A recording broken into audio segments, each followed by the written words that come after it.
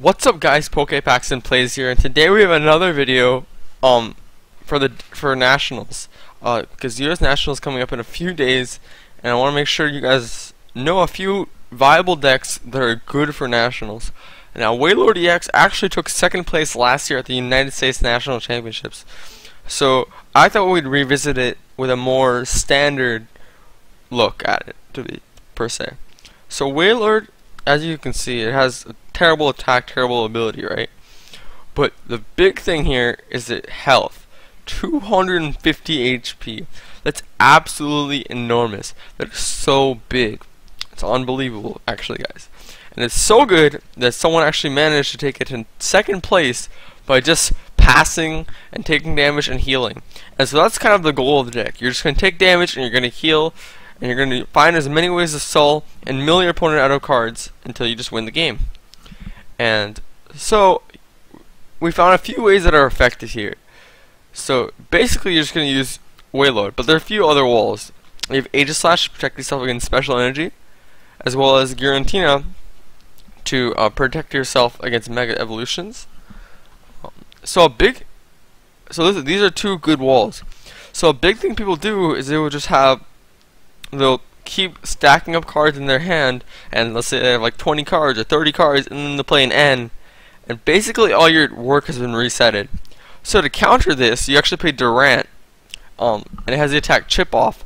Discard your cards from your opponent's hand at random until they have 4 cards in their hand.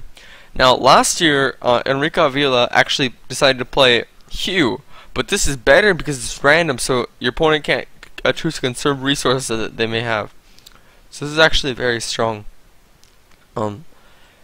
You play one Bumblebee for the attack Burrow, which discards cards off your opponent's deck, as well as Rototiller to get resources back into your deck. And then, as a counter to your opponent playing Bumblebee, because that actually kind of wins the matchup, you can play one Lugia, which has the attack Arrow Ball and does 20 times the amount of damage on each active Pokemon. So they have an energy or a DCE, and you have a DC, you're going to do 60 damage, and they're going to knock them out. So that's basically the only purpose. If they have a really fat Yveltal, you can drop this and play a DCE, and that's really good. So those are all your walls. You also play a lot of cards to stall. You play 4 AZ, put one of your Pokemon back in your hand, so you use this with Wailord. You play 4 Cassius, very similar, but you put it into your deck. It's worse than AZ, but it's still very good. 4 Max Potion, just because to heal your Pokemon, again, really easy. 4 Puzzle of Time to get all your resources back. 4 VS Seeker also to get your resources back. I play 1 Escape Rope. It's good for putting your opponent in uncomfortable situations, and also sometimes you can't Max Potion or AZ or Cassius or VS Seeker for those things, and it's kind of a last resort.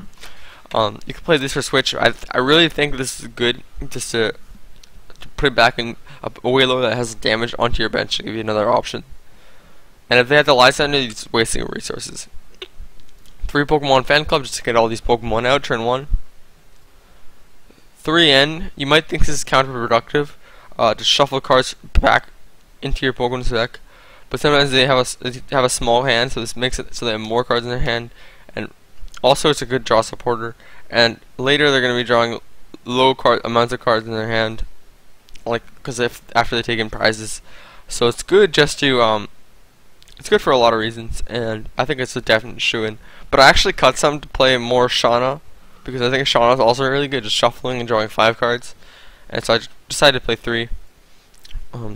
4 Team Flaregrunt.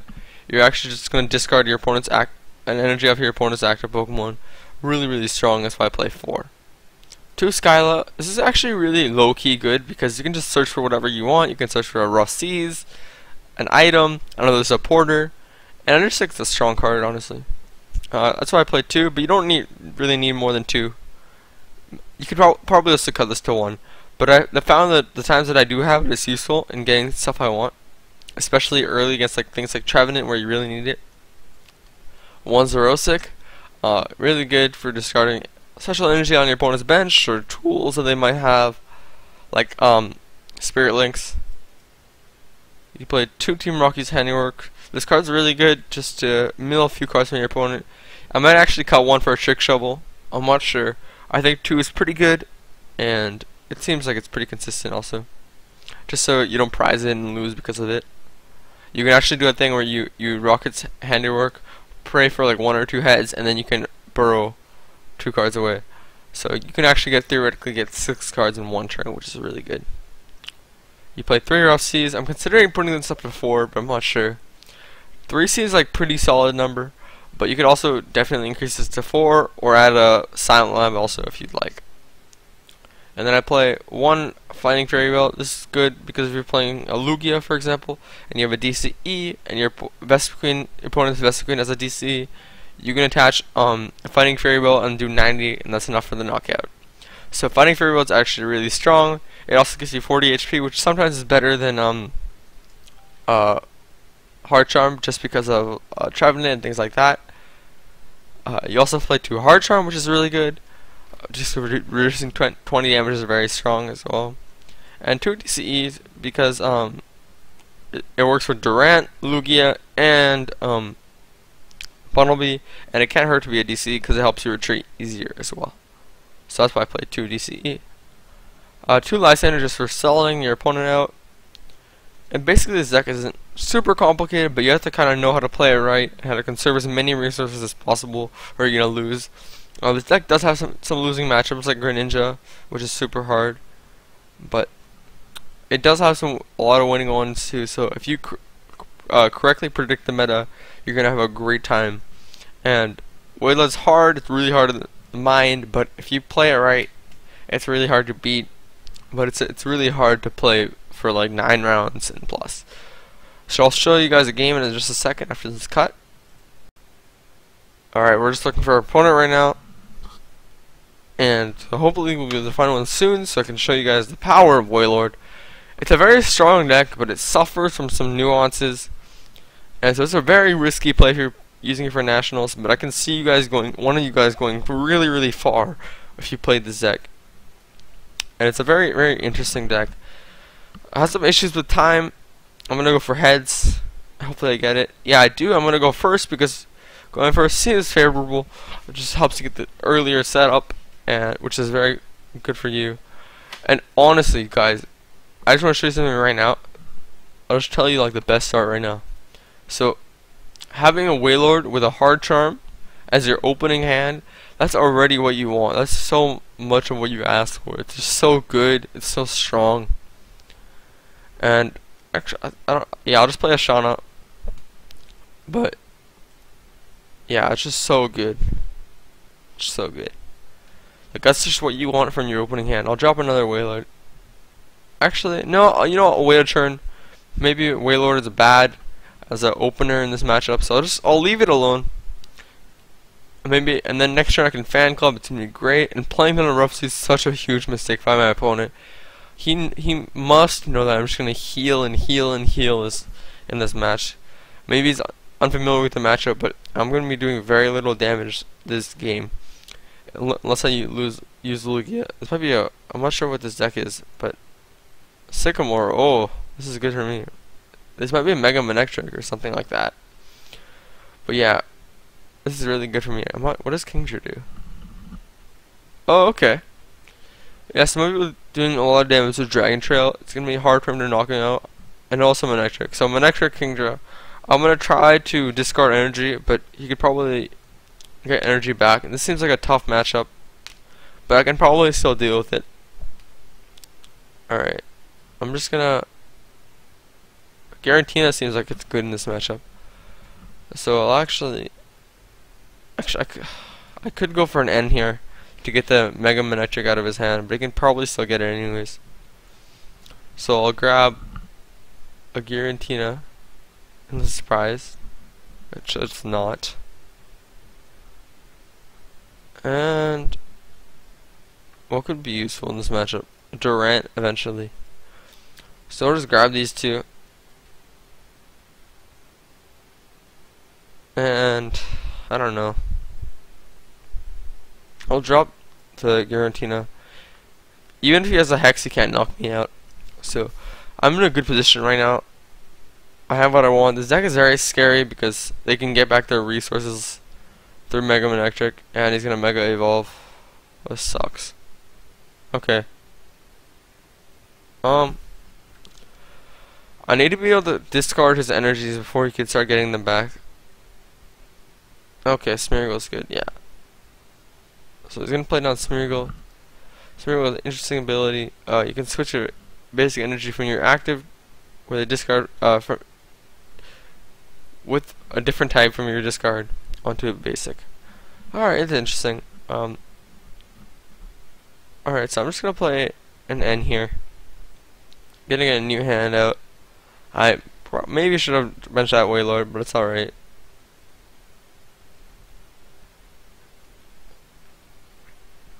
And I'll just pass. This is a tough matchup because I'm not sure how I can keep up and always discard the energies off the Electric, but eventually I think I can Lice Hand to the Hoopa and that'll slow him down. Yeah, Mega Turbo is really hard to deal with also. And yep. He's gonna Ice Beam. It's gonna do very, very little damage. And also with Rough Seas, this helped me out a ton.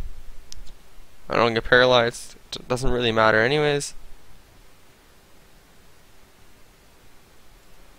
Yeah, I can just Lysander out Hoopa if I want.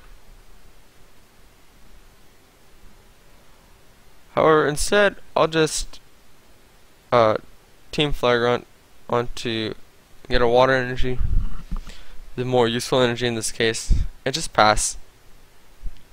We're already like halfway through his deck, so as long as we can keep up some pressure, and yeah, he can't even attack with. He can't. Okay, yeah, so he's gonna get an electric energy from the discard pile and turn it into a water energy. That's good. Using the ability. He's gonna Ice Beam me for another 20. Again, this does absolutely nothing. So I'm not sure why he's even bothering. But I'll Rough Seas. And I'll just pass. My hand's pretty alright right now. I have a lot of things I can do. And so even if he like does come up with Mega Electric, I can Escape Rope or something like that. Battle Compressor getting more cards out of his deck, which is exactly what I want him to do. He's gonna grab an Ent. Alright, yeah, that's fine. I'm gonna get my, eventually I'll VS Seeker, find a way to get a Durant if he's getting a big hand, and I'll keep it in my hand for a while. So he's gonna do this.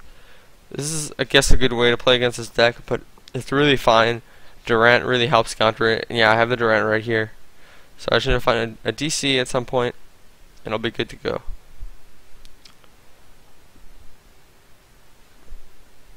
So I'll do that. And Team Flagrant. Again, doesn't really matter which energy, but I'll just get the water. If he has another energy to bring it back, that's fine. I'm okay with that. So I'm just going through my opponent's deck slowly but surely. When I get my DC, I can. Oh, I actually don't have a Cassius in my discard pile right now, which is unfortunate.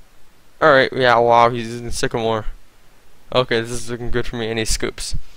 Right there, he's gone through so many cards in his deck, and then he knows he's just gonna lose. And that's what this deck does to you. You know you're gonna lose, and if you play overly aggressive like he does, you just get destroyed. So this deck is good at just like punishing your opponent. If your opponent misplays in the slightest, and overextends, they will lose. And you can make it so that they lose. And even if this deck does have some tough matchups, if they overextend, they're gonna lose.